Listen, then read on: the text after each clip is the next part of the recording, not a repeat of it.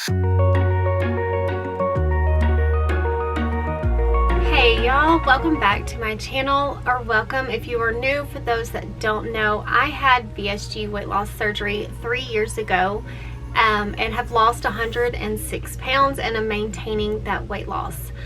So today's video, as you can tell by the title, is all about the pre-op diet and how to survive it.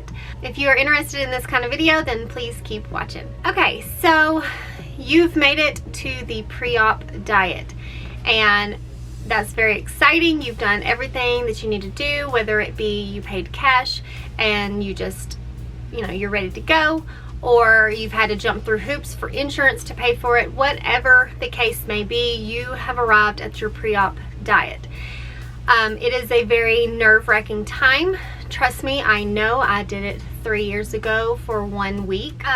Okay, I have notes written down in my lap, so if you see me glancing down, I'm trying to read my notes so that way I don't miss any good points for y'all. Okay, so whenever you do the surgery beforehand, depending on your BMI number, which is your body mass index number, that will determine how long your doctor puts you on a pre-op diet. Most all doctors will have a pre-op diet that you will do, whether it just be 1 day or 1 week, 2 weeks, 3 weeks. I know a few people that had to have a 3-week pre-op diet. Like, I don't even know how they got through that. They did, and I'm so happy for them, because 3 weeks would be so hard. I had a 1 week pre-op diet, and it was fairly easy to me, surprisingly. Like, I did not think I was going to do as well as I did, but I think I just had my mindset and I was ready to do it, and I was not going to cheat. Tip number one is to stick to your pre-op diet. Do not cheat at all. It is very important to not cheat. Take it very seriously. Like, literally your life is on the line. So it's definitely not nothing to play around with, and you want to make sure you stick to the rules to a T. So every doctor has their own plan for their pre-op diet, so definitely make sure you listen to what your doctor says. What my doctor told me is probably way different than, say, your doctor does. So I am only saying all of this in what I did. Take it for what you will. Listen to your doctor, ultimately, is what I'm saying. He had a daily calorie intake that we had to stick to, and that was between 800 and 1,000 calories a day, which is insane to even think about, because on a normal basis, whenever you're overweight and you're just eating anything and everything you want, you're probably, at least, if you sat down and counted up the calories, you're probably at least eating 2,000 to 3,000 calories a day easily. So going from eating that much to dropping and only eating 800 to 1,000 calories sounds completely insane, and it sounds like you're really probably gonna die, pretty much. But trust me, you will not. I am here to say I lived it. I did it.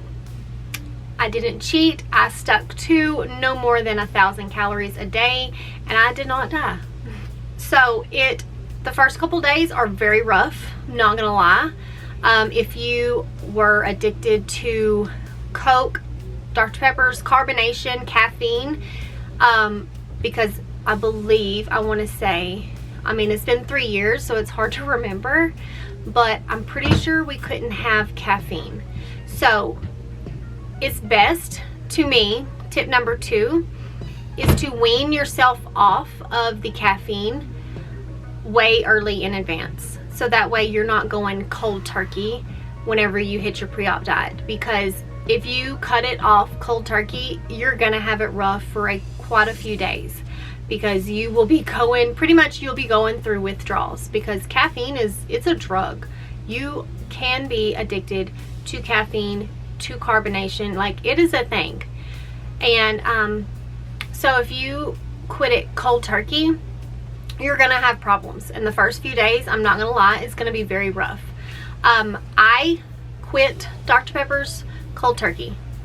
I don't know why I didn't. I guess I just wanted to splurge and party and drink all the Dr. Pepper I wanted before surgery, and I just wasn't worried about weaning myself off, but I did. I just quit cold turkey, and it has been 3 years since I have drank any carbonation, a Dr. Pepper or anything, and I was drinking at least 2 large Sonic Dr. Peppers every day. Like, that was my drink. I purposely went to town to get a Sonic Dr. Pepper. So my addiction was real. It was there full force, but I didn't decide to wean off. I just I think I started my pre-op diet August 17th, and that was the day that I had my last Dr. Pepper. So the first couple days was pretty rough, I'm not gonna lie. Going from all them calories and say you're addicted to caffeine to dropping down to 800 to 1,000 calories, you're going to have side effects from that, and that's probably going to be headache. You're going to be grouchy, like super bad. You could be dizzy, just not feeling very good at all, and that's all normal. It will subside. Just stick to it. Do not give in to your cravings, to your hunger. It's for a reason. So just make sure you stick to that, and you stick to the diet to a T. My number 3 tip is that your doctor should be allowing you to have protein shakes for the liquid diet. So those are the best things to drink through the liquid diet because it has substance there. It has the protein in it to give you the energy to get through your day, okay? Because you just need to get through your day at this point. So definitely try to at least drink 3 protein shakes a day, and then do other liquids in between that to get to your calorie goal. I suggest, like, I know unless you drink the kind that are already pre-mixed, like the Premier protein, and that's what I drank, was the Premier. But if you mix it, I know mixing with water most of the time tastes horrible, so mix with skim milk, so that way you have a little bit more of a flavor. That's another little tip. Skim milk over water for your protein, but that will help keep you full and give you some energy while you are going through caffeine withdrawals or whatever other kind of, pretty much food withdrawals really.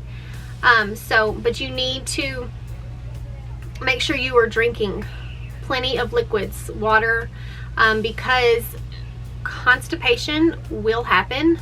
Without a doubt, you will get constipated, but the more water you drink, you will be able to, get past that pretty easy.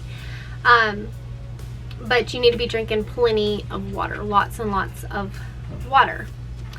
So then, other than that, like, the things that you normally should be able to have is the protein shakes, and those are the best things to make as your 3 meals a day, breakfast, lunch, and dinner. And then you would want to do some other liquids in between that, like Crystal Light you can put in your water for flavor, sugar-free popsicles. I lived on sugar-free popsicles, and I lived on sugar-free Jello.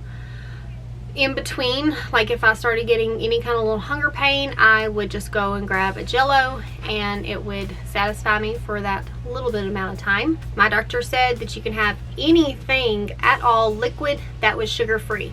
So I ran to the store, stocked up on Jello and popsicles because they was sweet, so they would give me that little bit of sweetness that I may wanted, and they were sugar-free, and it counted towards my liquids. So in a day through my pre-op diet, like in the mornings, I want coffee. I love coffee, and for my doctor, you can have black coffee. So here is what I did. I went to Walmart, and Starbucks has cold brew unsweetened coffee in a jug, kind of like where the orange juice is. It's unsweetened. It's plain black medium roast coffee. I would buy a jug of that and pour 1 cup, I believe, in a cup over ice, and then I poured a whole protein shake in with my coffee during my pre-op diet. And honestly, that is what I ate or drank for my breakfast, and I think probably lunch too, because I'm not a very big protein drinker. The flavors always just taste weird to me, so I like that little bit of coffee flavor added to it. So that is an idea. If you do drink coffee and you are kind of upset about not being able to have it, ask your doctor if you could do something like that. It's very good. You can still even do that post-op surgery. It's very good. You can go to Starbucks or make your own espresso and then just pour you a protein shake over the top of it, and then you have protein coffee. Sometimes for my lunch, because you could do you can do beef, vegetable, or chicken broth for, you know, lunch or whatever. I do not like chicken broth. I think it's really, I don't know, I just don't like it, but I don't mind beef broth.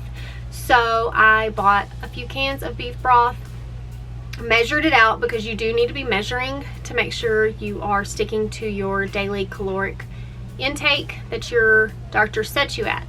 So I would measure out what I would need of beef broth and heat it up, and I liked to add a little bit of Cajun seasoning to it just to kind of give the broth a little bit more of a flavor and not so bland, and that helped me be able to drink the broth a whole lot easier.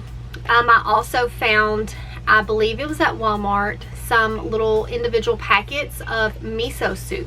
If you like Japanese food, you like going to the hibachi and drink like the clear soup or the onion soup, or if you even love miso soup, they're like little individual packages, and you just heat them up in the microwave. You just pour it in a bowl and I think put a little bit of water in it, and you heat it up, and it's really good.